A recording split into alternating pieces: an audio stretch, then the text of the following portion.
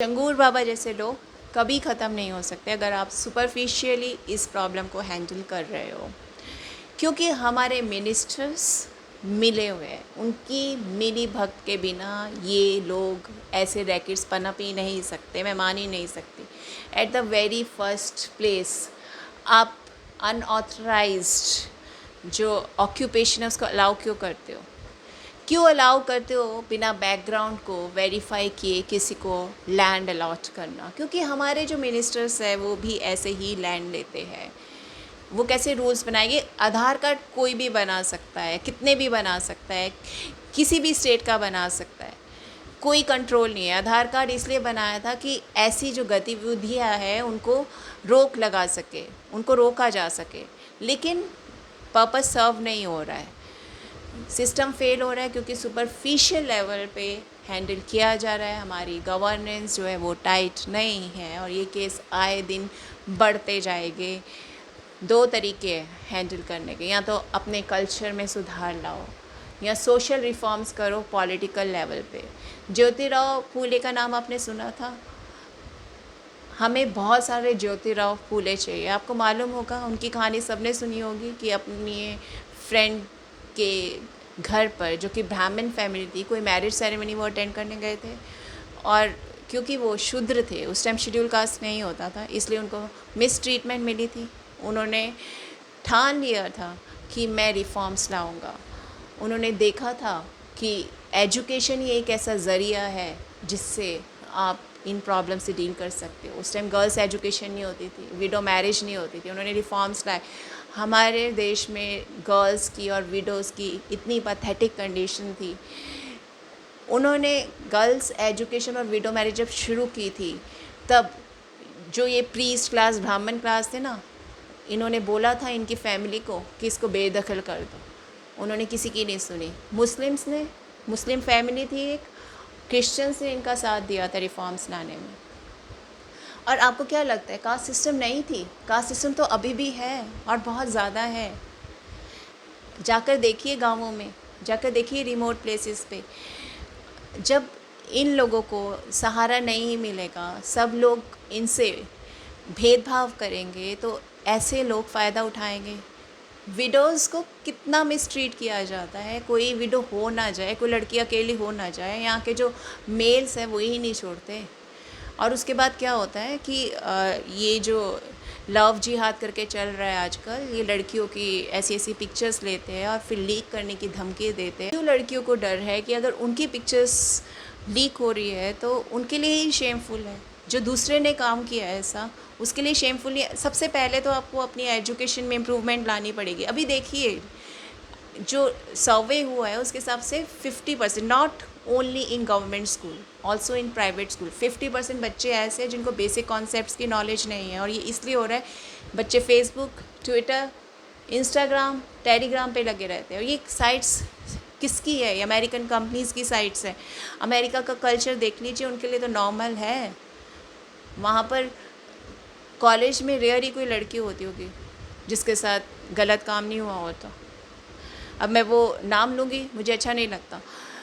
पहले भी ठीक है, बिगड़ते थे बच्चे, लेकिन इस स्केल पे नहीं जिस स्केल पे आज हो रहा है। ईरान में ये सारी साइट्स बैन है, बहुत अच्छा है। हम अमेरिकन कल्चर को प्रमोट कर रहे हैं, अमेरिका को खुश करने के लिए उनकी कंपनीज़ को, उनकी ऐसी साइट्स को एंटरटेन कर रहे हैं। क्यों नहीं हम अपनी साइट्स बनाते? फेसबुक, इंस्टाग्राम पे आपको जितने भी मैसेजेस आते हैं स्ट्रेंजर्स के, वो यही चाहते हैं कि आप उनसे दोस्ती करो। और कौन सी दोस्ती करो? आपको मालूम है, कोई प्लेटोनिक दोस्ती नहीं करना चाहता। और लड़कियां तो रेयरली ही बात करती है, लड़के ही लड़कियां बन के बात करते हैं। तो खराबी तो हमारे कल्चर में ही है ना, जो ये सब कर रहे हैं। तो अपना कल्चर इम्प्रूव करो। गर्ल्स के लिए रिस्पेक्ट होनी चाहिए, फीमेल्स के लिए।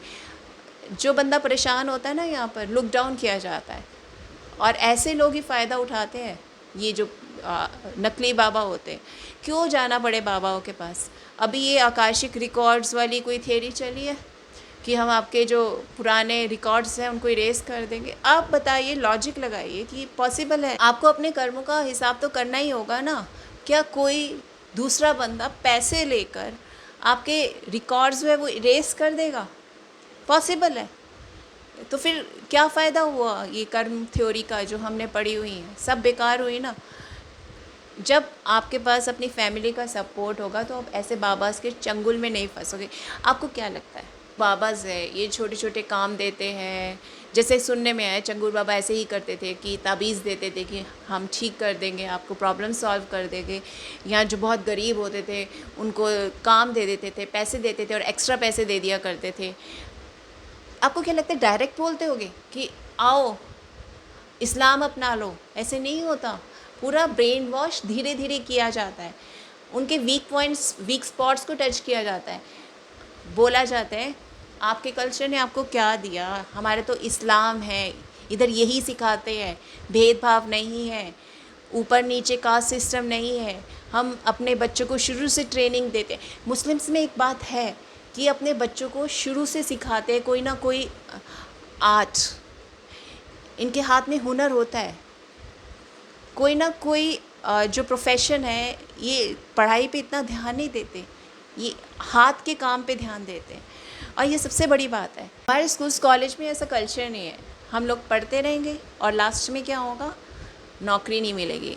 अब ना हम घर के रहते हैं ना घाट के, कि हम तो पढ़े लिखे हैं, हमारे पास डिग्री है, हम ये काम कैसे करें। और फिर एक एज होती है, उसके बाद आप सीख भी नहीं पाते हो, मुश्किल होता है।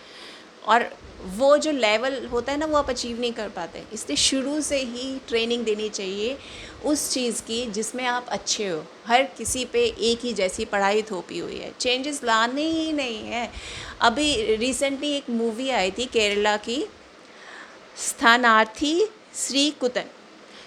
उधर से इनको समझ आया कि सेमी सर्कल फॉर्म में क्लास को ऑर्गेनाइज करना चाहिए, जहाँ ना कोई बैक बेंचर होगा ना फ्रंट बेंचर, और इंट्रैक्शंस बराबर हो गए। इससे कितना फ़र्क पड़ता है। पीछे के बच्चे हमेशा निगलेक्ट होते ही है, पॉसिबल ही नहीं है एक टीचर के लिए। और इतने ज़्यादा बच्चे क्लास में डाल दिए जाते हैं, इनके पास स्टाफ ही नहीं है, पैसा सारा इनका पता नहीं कहाँ जा रहा है। अभी न्यूज़ आ रहा था कि जो रेखा गुप्ता है दिल्ली की सीएम, 60 लाख से ऊपर इनके बंगला पे खर्च करने की सोची थी, पर जो कांग्रेस ने अपोज किया तो छोड़ दिया। अब केजरीवाल ने अपने बंगले पे खर्च कर दिया है, तो इसमें ईगो की क्या प्रॉब्लम है, आप वहाँ पर रह लीजिए। नहीं तो फिर ऐसे बंगले में रहिए जो सिंपल है, रिनोवेट कराने की क्या ज़रूरत है। तो सारा खर्चा यहाँ जा रहा है। साथ में गधे, घोड़े, हाथी सबको एक ही क्लास में डाल दिया जाता है और एक ही टीचर उनको हैंडल करती है। अब सबका दिमाग एक लेवल का होता है, हो ही नहीं सकता, कोई ध्यान ही नहीं देता। जब तक आप अपनी रूट्स में चेंजेस नहीं लाएंगे या गवर्नेंस में चेंजेस नहीं लाएंगे, तब तक ये जो ढोंगी बाबाज है ये आपको ऐसे ही लूटते रहेंगे, ऐसे ही ठगते रहेंगे। ज्योतिराव फूले की आप गुलामगिरी पढ़ना, आपको समझ आएगा कास्ट सिस्टम किसने बनाया और ये क्यों बना। अभी प्रूव हो रहा है कि हम लोग यहाँ पर जो इंडिया में हैं ओरिजिनल नहीं है। ओरिजिनल यहाँ के जो इनहेबिटेंट्स थे वो ट्राइबल्स है। हम सब ईरान, रशिया से आए हैं। आर्कियोलॉजिस्ट ने डीएनए मैच किया तो समझ में आया कि हम ओरिजिनल इनहेबिटेंट्स नहीं है, पर उस रिसर्च को दबाया जा रहा है, उसकी फाइंडिंग्स को दबाया जा रहा है, रिसर्च को आगे नहीं बढ़ने दिया जा रहा, क्योंकि सरकार के अपने इंटरेस्ट्स है। पास्ट में जो हो गया, क्या सच है क्या नहीं है। अपने फ्यूचर को संभालो, नए धर्म बनाओ, इक्वालिटी बेस्ड धर्म बनाओ। क्या ज़रूरत थी राम मंदिर बनाने के लिए मस्जिद को तोड़ने की, ये हल्ला गुल्ला करने की। राम मंदिर मस्जिद को एग्जिस्ट कर सकते थे ना। राम जी अगर यहाँ पर होते तो कहते कि ये मस्जिद तोड़ो, लड़ाई करो और मेरा मंदिर बनाओ। ऐसा कोई भी महापुरुष नहीं कहेगा, और अगर कहेगा तो वो महापुरुष नहीं है। असली महापुरुष थे गौतम बुद्ध, और वही असली भगवान रहेंगे। जो पीस का मैसेंजर आएगा वही असली भगवान है, बाकी सब तो राक्षस ही है।